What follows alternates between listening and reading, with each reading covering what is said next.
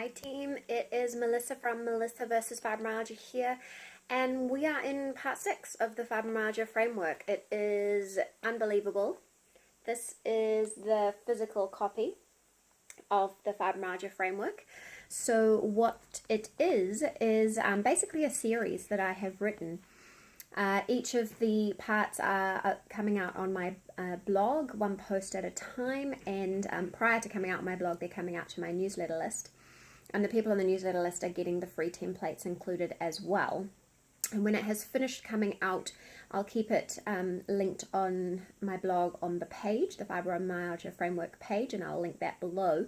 But it's also available as a physical workbook and an electronic workbook that you can purchase so that you can have all of the information together, all of the templates together, and you can work through it and make your plans with the templates and write any notes down. I've provided space for notes as well. The point of this framework is to help you cut down your journey to wellness. Well, that's the point of everything, actually. Everything I do is to help you. And so this is just another way to do that. And we're talking about pain management. Now, this is a ginormous topic. We cannot cover everything in one section. And I could probably do a whole series on pain itself. Let me know in the comments if that's something that you would like, if you would like me to go further into certain areas. I do have lots of blog posts in different areas, like, supplements for pain relief and different things I've tried and my top 5 favorite pain management mechanisms, and I can link them below. Now, the reason pain management is module 6 and not number 1 is because I strongly believe that you can't look after pain well without reducing what causes or amplifies the pain. And so sleep is really important. I think that you need to really get a bit of sleep before you can make too much of a dent in pain, or at least that's my experience and what I've read in the research. And resting appropriately. So we talked about the central nervous system overload and meditation, and so getting proper rest through meditation for me made a huge difference as well. And then other things, like seeing food as fuel and observing your work-life balance or pacing, which we'll talk about later on in this series. But we can't talk about everything here, so let me quickly give you a rundown of what I do that is specific for pain. So outside of these key things like the sleep and gentle movement, rest, food, and pacing. So I use my heat pack. My heat pack is the first thing that I use. I used it long before I knew anything about chronic pain or fibromyalgia. It's just my first line of defense. So I use it first thing in the morning, throughout the day, and in the nighttime. Heat is really great for me, especially on my neck, which is the big symptom that I'm mostly treating. Next is essential oils. I love lavender and German chamomile. I haven't gone that far in this journey yet. There's a lot of research to do and a lot of trial and error, but I was pregnant when I started playing with essential oils, so you don't want to play too much when that happens. Deep heat, it's a non-medicated rub. I love that. I use that in the middle of the night when I don't want to wait for my heat pack to heat up in the microwave and have to lie down with it.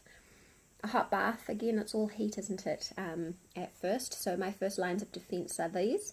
Then I see the physiotherapist every 2 or 3 weeks, and the physiotherapist places needles, like acupuncture needles, in my trigger points and just leaves them still, and so that gently encourages them to release, and then she does some kind of tractions and stretches, which helps it again. Now, this is the best thing that's ever helped. My trigger points are chronic and recurring, and I do manage them a lot, and so that has been the best treatment to find.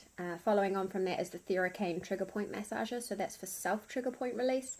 It is not as effective as the physio, but it really does help, and it is something that you can do yourself, and I find that is empowering to have things you can do yourself, especially when the trigger points are getting so bad that a headache is coming. To be able to sit down and do something to help and just ease it that little bit is really great. Magnesium oil. I put this on at bedtime. It can be tricky to administer because I find it stings quite a bit, so I have to be careful where I put it. But I also take magnesium as a supplement in the evening as part of a sleep formula. So that's double whammy for that one. And low-dose naltrexone. So over a period of a couple of years now, I've been taking that.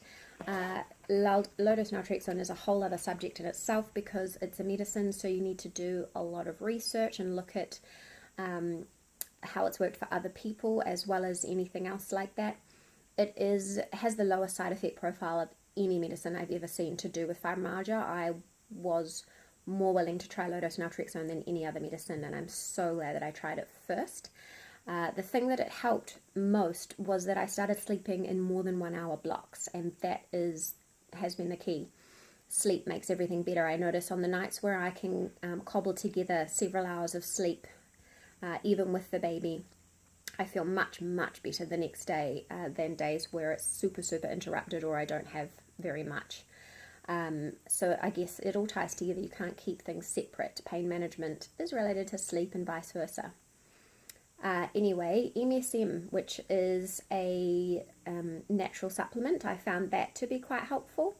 And then I talk a little bit more in the lesson about things that I use, when I'm desperate. So when things get bad, so slow release high dose ibuprofen or paracetamol. So I'll use that. So if I have a severe headache caused by my neck, and if it's that bad I can't swallow anything, so I take the Panadol soluble, and that can help actually just to ease it a little bit, enough for me to get my other coping mechanisms in place. And then a muscle relaxant. So what happens when the trigger points get super, super tight in my neck is they turn to spasms, and my back often gets spasms as well. And so sometimes the only thing that can help, no matter what I do to manage it, is a muscle relaxant. At the moment I can't take it because I'm nursing, and I am finding that hard when I have those severe flare-ups. So it is nice to have in the toolbox, but it's not something we can use all the time. Now just quickly, I've got a list of other pain relief options: TENS machine, foam roller, essential oils, herbs like thyme, devil's claw, Jamaican dogwood, supplements like curcumin and malic acid, and CBD oil if that's legal where you are. So for medicinal pain relief, you've got to talk to your doctor, you've got to do your research, and always check for interactions between herbs and supplements and medicines. So you've got to really watch, because your body is a whole, obviously, so you can't just be putting one thing in without checking what it might do for the rest. So I've got an action point here. Come along and join the Melissa vs. Fibromyalgia Facebook group. I'd love to see pictures of your plans, or just the top 3 things that you want to try, or your favorite pain relief mechanisms. Now, in the book, I provide natural pain relief mechanisms. It's just a list of all the things I mention. And there is also the pain management plan. So the great thing about the plan, the reason that I made it in the first place, is so that I had my plan in place, so that when the pain starts to get worse, it's all written down. So you don't, I found that I would kind of just spiral down, and then I would forget my coping mechanisms. Whereas if you can hit it fast, you can kind of head off the worst of it. So there's the pain management plan, where you can write up all the things that work for you, and do write up things you'd like to try and give them a go as well. And there's also the My Flare list as part of this. And again, that's when you feel yourself sinking down, just get those action steps in place and do it on autopilot. If you have it ready, I really believe that can help you cope.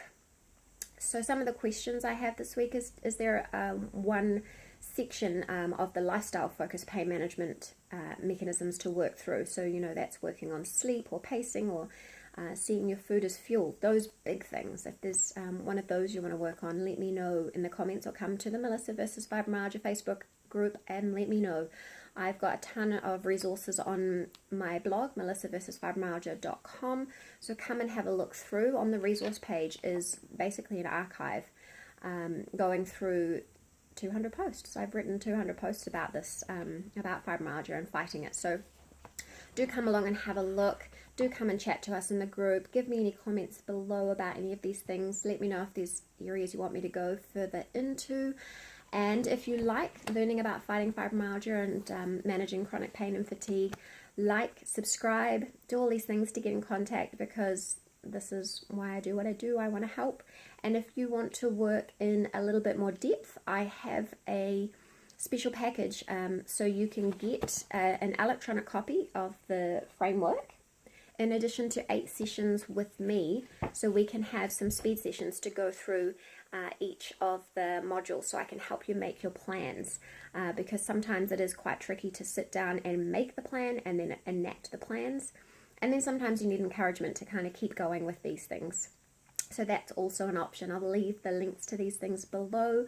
Wishing you many spoons today, and I will see you next time. We're talking fatigue.